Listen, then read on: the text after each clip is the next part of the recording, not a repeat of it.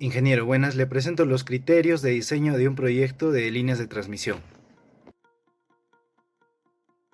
Comenzamos con la recopilación de antecedentes, que consiste en la recopilación de información de ayuda. Hay que solicitar también la ubicación del proyecto, tanto geográficamente, fisiográficamente, y considerar las vías de acceso.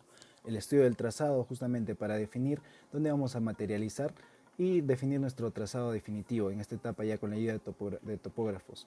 Hay que considerar también las características climatológicas y ambientales y definir un ancho de la faja de servidumbre, que como sabemos es la zona de seguridad eléctrica de una línea de transmisión.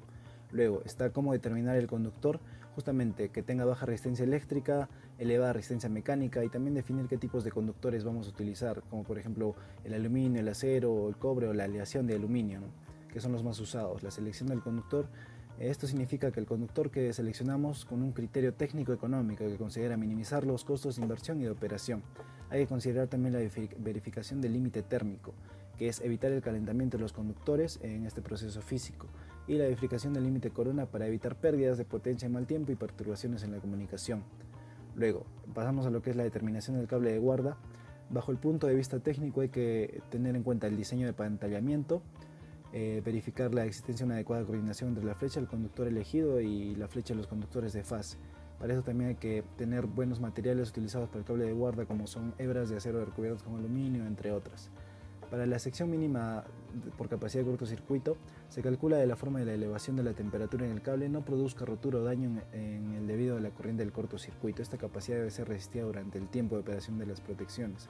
Y la sección normalizada, que dependiendo de los resultados hay que elegir un tipo de material considerando al menos la sección normalizada, la resistencia a la corrosión, peso por metro, diámetro, costo por kilómetro. Luego, lo que pasamos a lo que es aislación, que esta aislación sea suficiente para que el número de perturbaciones o interrupciones del servicio sea mínimo, que justamente son estas solicitaciones eléctricas de la aislación. Tenemos diferentes efectos: densidad del aire, humedad, lluvia o incluso la contaminación de aisladores o sobrevoltajes, tanto por maniobra o origen externo como son rayos.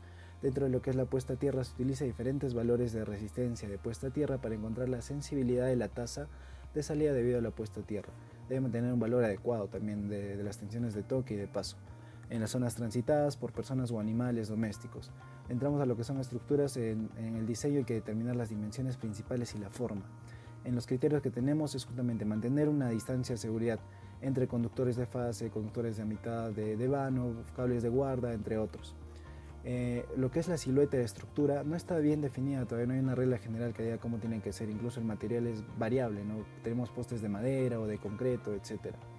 Para la determinación de dimensiones hay que conocer bien la estructura, las partes, y tomar en cuenta el voladizo de la cruceta, la distancia entre fases vertical, la altura de cable de guarda, ancho de la torre, distancia media geométrica. Lo que es los criterios de diseño mecánico, está la presión del viento, las definiciones básicas, como son factores de sobrecarga, factores de resistencias para las estructuras.